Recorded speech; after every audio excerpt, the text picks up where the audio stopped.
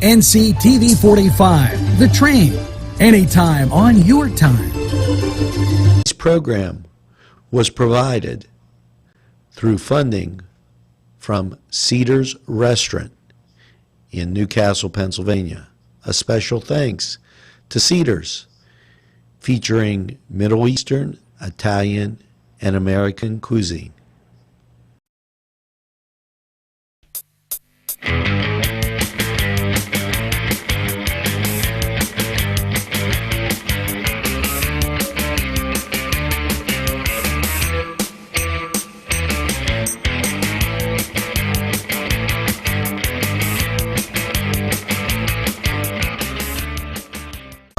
Welcome to the Cedars Sports Corner, everybody. I'm Alex Laverson, and with me, as always, is our producer, Mr. Angelo Parada. And, Angelo, it's been a pretty interesting week of sports. It's been actually a pretty interesting few weeks of sports. But is there anything on your mind at this moment that you want to discuss? Do numbers lie? I wouldn't say necessarily lie as much as they don't always tell the full story. Sometimes they don't tell the full story. Okay. See, I have to know what you're referring to first before I answer that question. Well, I like to be tricky, you know. Yeah, I noticed that. At my expense. Now, here you go. Notre Dame loses 30-3, 27 points. Notre Dame plays bowl-eligible teams, and of their repertoire, like 10 are bowl-eligible. They played 12 games, counting the bowl game.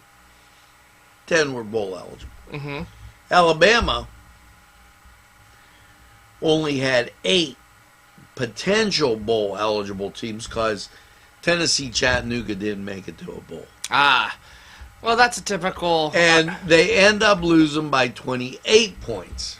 To Clemson. Therefore, to Clemson. Oh, the Clemson's is definitely on a different level. So, therefore, Notre Dame's number 2. I'm okay with saying that. It's not just me, you and I, who have been critical of SEC teams and their... it's like the biasness they get. Sometimes they don't play the toughest of schedules. And look, Alabama, they played their tougher opponents in Georgia and Clemson, and then they made it to the national title game, but they did get blown out from it. And all of a sudden, Nick Saban doesn't look as immortal as he does, as he sometimes does seem to look, at least portrayed by the media. I'm actually in college basketball mode right now. Oh, okay. And the Pitt Panthers now have won 2 of their last 3. They won a big game at home against the Louisville Cardinals at the Pete. And they did lose to ranked NC State, but took it down to the wire. And I feel like they should have won that game, but they had a couple poor shot selections, and it is what it is. However, they just beat... Who did they just beat? Did you watch the game? Florida State. Florida State. Number 11, Florida State, at home at the Pete. And I'll tell you what, man. Jeff Capel already has 2 ACC wins. Kevin Stallings had 4 altogether in his 2 years there. So right now, they are 12-5. They have some pretty impressive wins. Especially, like I said, the ones against Florida State and Louisville. They also took ranked Iowa down to the wire. And I'll tell you what, Jeff Capel is probably the best thing that could have happened to Pitt. I know not last year, but like 9 months ago on our shows, we were talking about would Danny Hurley want to come to Pitt or UConn? And how, see, look, we already got people calling in trying to refute me. They tried to get on my case about it. But I don't know if you remember, we talked about Danny Hurley and how he would be the best coach possible for Pitt to get. I don't think so. I think Jeff Capel is the best thing that could have happened to Pitt. And the thing is, Jeff Capel Jeff Capel wasn't even mentioned as a possible candidate for any head coaching gigs at that time. He was on no one's radar. Well, here, the keys to the game. As I look at the shot chart, Pitt pounded the ball down inside. Mm-hmm. They only had 5 threes. Okay, 6, 7 threes. All the shots coming inside the paint. And you got to feel that that was the reason for the win, as they shot 54%. Mm-hmm. Now, I'm just giving that observation. Well, what stands out to me is how arguably their two best players on their team are freshmen, and Jeff Capel's own recruits. Both top 150 players, 4-star recruits, in Trey McGowans and Xavier Johnson. Xavier Johnson was 3-star on some sites, 4-star on other sites. But my point is, look what Jeff Capel's already been able to do with his own 2 recruits with this team. Imagine when he really gets rolling there. I honestly feel like Pitt is going to be back to being Pitt. I mean, they might even make the tournament this year. But here you, I'm going to interrupt you a second. Duquesne scores an 85-81 victory. Looking at my notes. Oh, I see they're playing. 85-81 victory over St. Joe's. Mm-hmm. 85-84, 1-point victory. Mm-hmm. They shoot 64%, and they're at home. Mm-hmm. So would the Pitt-Duquesne game had a different outcome if it's played now? You know what? Would the victory have gone to Duquesne? Is that what you're saying, or would it just have been a closer game altogether? I think it would have been a close game altogether, but I say victory Duquesne. Really? See, I actually still think victory Pitt, only because Pitt is hot right now. So let's say if this was a few weeks ago before they gone to the ACC tournament play when they lost to Niagara, then yeah, I could actually see Duquesne winning. But I feel like with college basketball, so much of it's momentum. And, Pitt is having a lot of momentum, and obviously Duquesne is no joke too. So I think it would definitely be a tighter game. Duquesne 11-5. Mm-hmm. That's pretty good for them. Okay, and playing Richmond tonight, down at Richmond. Now, Richmond's pretty good. Mm-hmm. Okay, even though they have a losing record, they're 7-9 right now. My point is, the Spiders are always tough at home. Mm-hmm. So, just putting that out there as we go through and take a look at this. And I also think... And, they're in company with Dayton, 11-5. Okay, just to mention a few. Mm-hmm. And I also want to mention that I think we should take a break. And when we come back, maybe we could talk some Notre Dame hoops. I feel like that's a team... That's okay. I can do that. I know you're more Notre Dame football, but it's still Notre Dame. So when we come back, maybe we'll talk a little bit Notre Dame hoops. And now a word from our sponsors.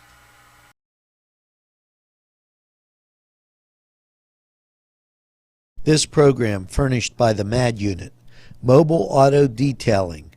See Michael Sad at themadunit.com. Holy snowman, it's the Turf Bar, home of great sandwiches, appetizers, tacos, you name it, they have it at the Turf Bar. It's just the right food. You'll enjoy those special drinks. They're there too. And get that nice cold beverage, relax, enjoy the Turf Bar. If you ain't there, you should be. Hello, friends. Pinella Brothers, 1701 Hamilton Street, provided funding for this program. Great food and drink, Pinella Brothers. Sons of Notre. We'll see. We will see. You know what? People said they like my singing. Who? Lots. This guy said he was Bing Sinatra, and he said he liked it. Yeah, hey, whatever floats your boat, pal.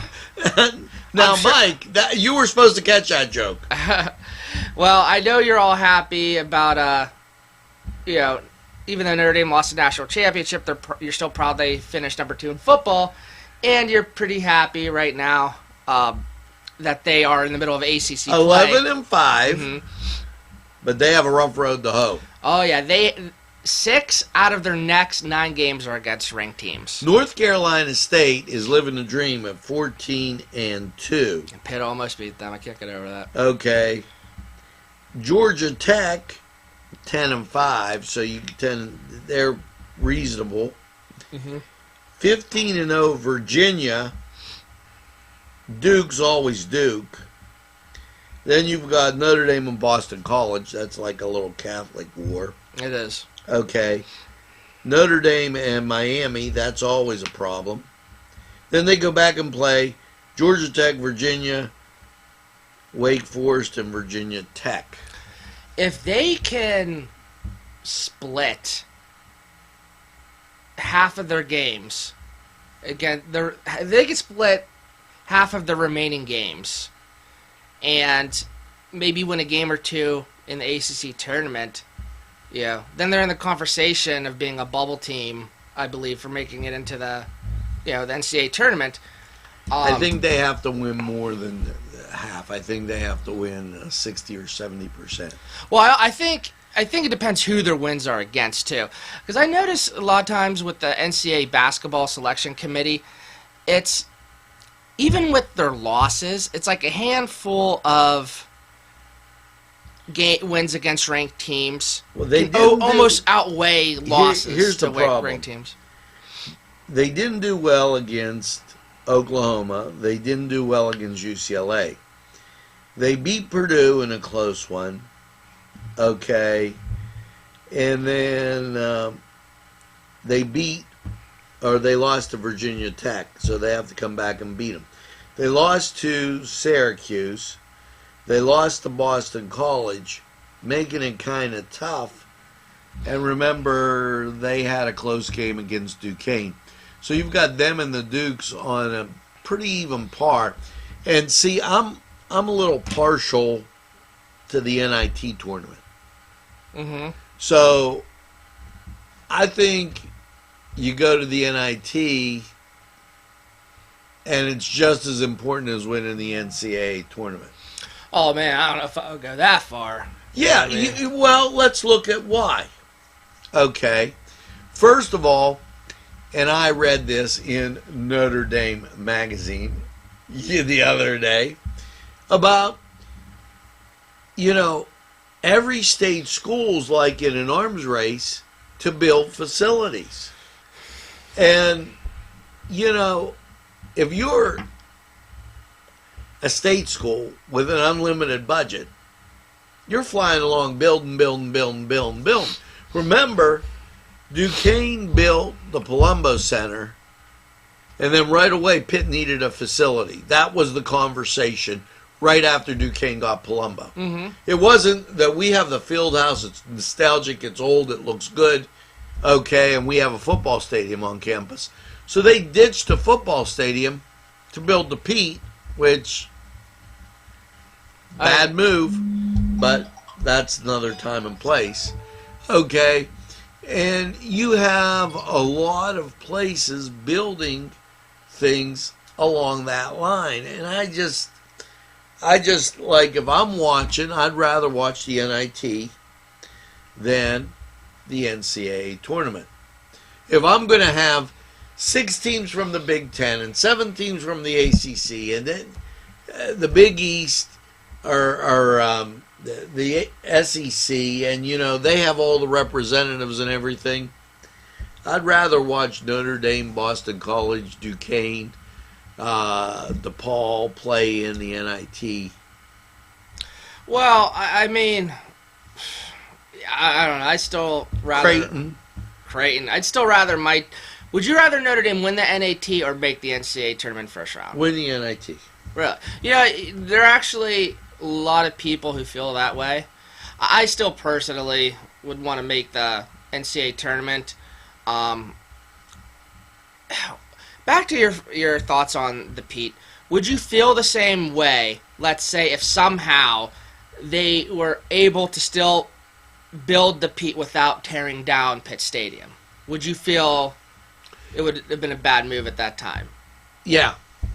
So even without tearing down Pitt Stadium, you still think it's a bad move it would have been a bad move to create the field house was a place you can always go to the arena downtown, PPG at that time before it was Civic Arena. You could always go to the arena downtown for your big games, as Pitt and Duquesne both do. I mean, it's a few blocks for Duquesne, maybe 3 or 4 extra blocks for Pitt, and you still have that on campus. What good is it at the last game, the Pete holding 12 or 16,000 and you're getting 6? Well, no, I mean more like, let's say, I know the logistics of this in reality probably wouldn't work, but let's say somehow they were able to keep Pitt Stadium and create the Pete on campus somewhere else. Let's just say theoretically, would you tear down the field house and put a bubble over Pitt Stadium? I think that you're better off. See, you're better off using the arena downtown because, first of all, Pittsburgh has multiple sports teams to follow. Okay, if you didn't have, and then listen, Pitt can think they're the big basketball power in Western Pennsylvania, but that's a facade because they're battling West Virginia.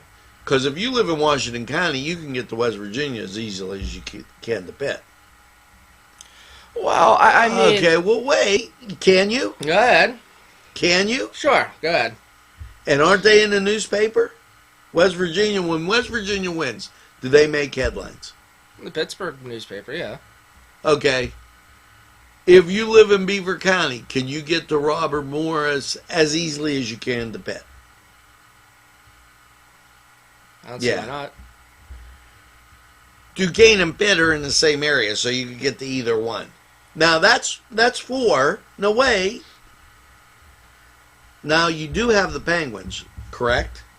Well, yeah. Okay, so what I'm saying is Pitt's vying for a sports dollar. Mm-hmm. Okay. And I've just named 5 other choices. Yeah, but they're still the only basketball team in town. Yeah, I mean, that's why the Peterson Events Center was able to fill out during that time because they were competitive and they were really the only other option in town. But they're not that team. It's harder for a Duquesne and a Pitt to... And this was written not by me, but by the guy that coached Marquette. It's a changed time that when you have a city school, it's harder to recruit to a Duquesne, a Pitt, a Marquette, a DePaul than it was before. So you're saying Pitt should have just kept the Fitzgerald Fieldhouse, not upgraded at all, and kept Pitt Stadium. Well, what I was saying, if it's somehow you're able to keep both Pitt Stadium and build a Peterson Events Center on campus, I don't see any downside to that. That's what I was trying to say. If Why take out the nostalgia of yeah, I understand, they got Send It in Jerome and all that, and tradition and things like that too. Would Notre Dame have did that to Notre Dame Stadium? No, but I don't think Pitt had the same tradition as Notre Dame did. Would Notre Dame have did that to the Joyce Center? No. No. But also, too, Pitt doesn't have... I felt like other than Send It in Jerome and... Pauley Pavilion? UCLA? I'm just the facts here. How about DePaul? They play an alumni So center. you're saying from tradition and nostalgia, you think it hurt Pitt in a way. Yeah. No, I get what you're saying. My only thing was I didn't think Pitt basketball had that tradition and nostalgia. Like with Pitt Stadium, I kind of understood. Well, they definitely don't have it now. Well, hey, look, with Jeff Capel there, maybe in the future they will. But It takes a long time. Well, I think Jeff Capel and Pitt, they're moving along a lot faster than they expected. But I say for right now, we take a break. And for our last and final segment, maybe we'll talk some Steeler news. And there is a little bit of Steeler news going on, so now a word from our sponsors. Today's programming is brought to you by NCTV45 and NC Radio 450, Newcastle's community television station. This program furnished by Sporting Goods, 23 East Washington Street, Newcastle. Call 724-658-2535. These fine businesses provided funding for this program. Gatherings, Town and Country, and On Target. Back, everybody, to the Cedars Sports Corner for our last and final segment of the show. And Angelo, as I said before we took our break, that we were going to talk some Steeler news. Even though you wore your Browns clothes. There's nothing brown about what I'm wearing. It's literally all black. I don't understand where you're... I gotta do this every time. I know. I know. It's tradition for you to try and bust my chops, and that's cool. But, Angelo, a lot of Steeler fans... I just can't help it. Oh, man. A lot of Steeler fans are actually upset that Mike Munchak left to take the same position with the Denver Broncos, and now he is the offensive line coach for Denver. And Steelers have promoted offensive line assistant Sean Sarrett to offensive line coach. And Angelo, do you think this is as loom and gloom as everyone is saying? Because I know a lot of people thought Mike Munchak might be the new head coach if Tomlin was to flip out. Okay, now here's the deal. There is one team in the NFL that could receive the officiating that Pittsburgh received and still come that close to the AFC Championship. Okay, let's look at this. Okay, because maybe we're a little foggy on it, or maybe we forgot. Does this go? I mean, this is a review. Does this have to do? This is a review of the facts. The receivers in Wampum, and I'm playing defense on the North Hill in Newcastle. Interference. You looked at them the wrong way. Against the Aints. Okay? Now, that was one touchdown. Just saying. Then we have the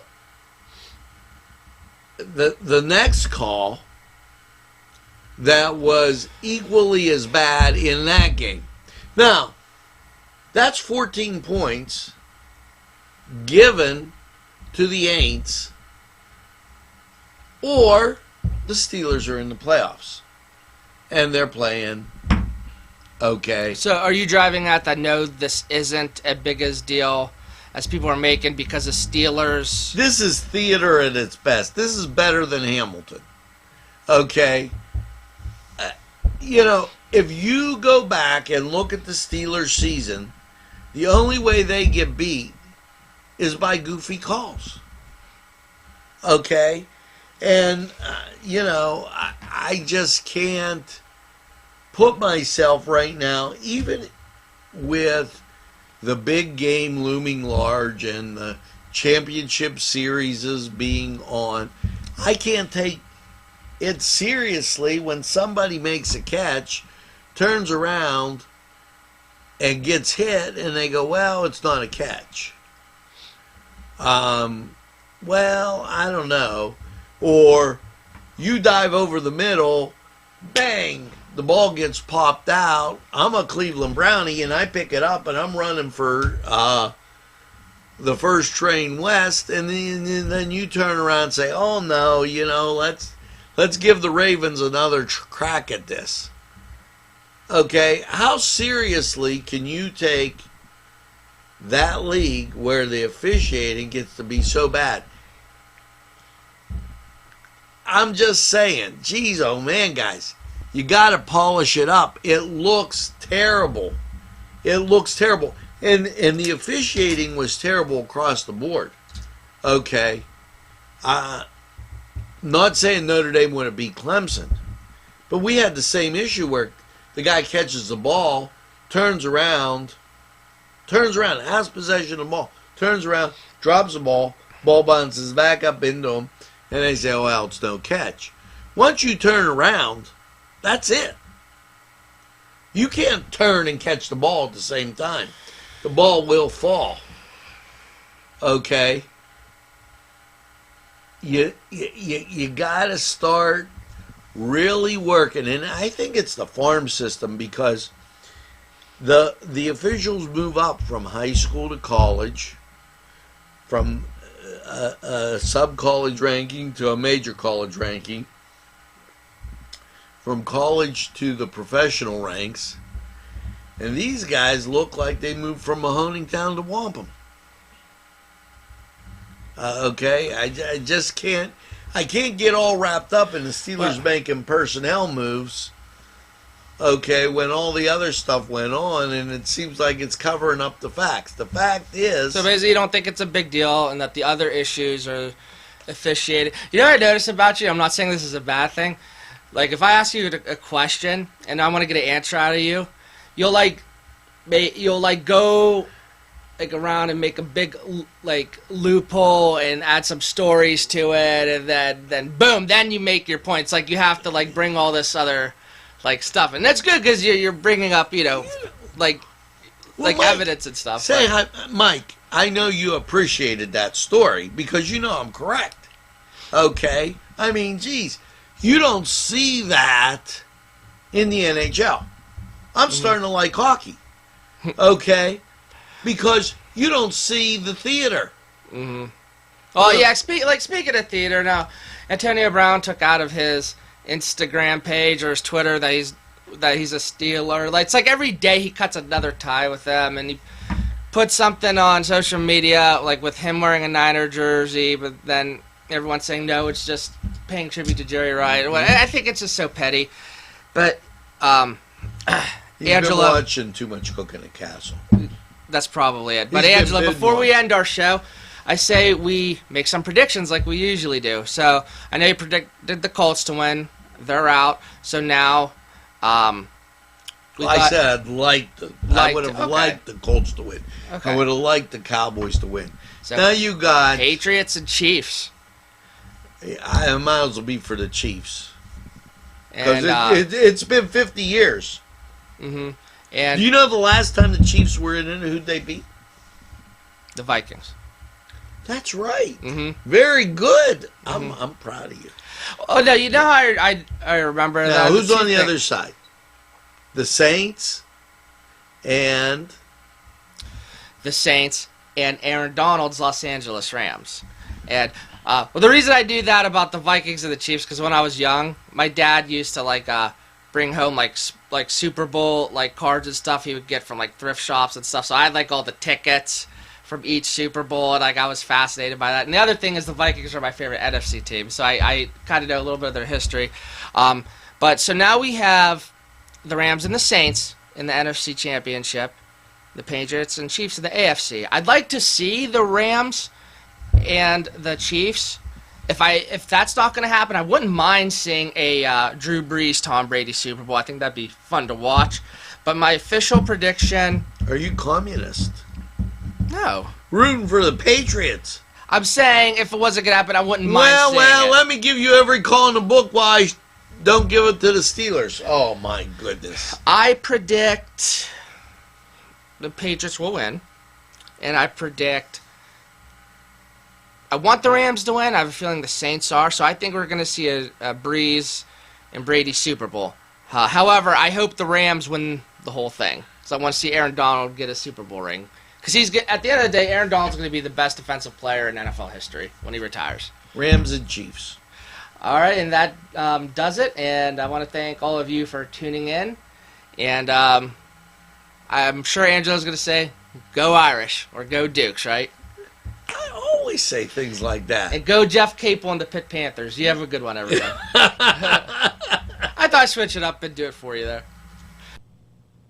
A special thanks to the YMCA for caring about the Lawrence County community and providing funding for this program.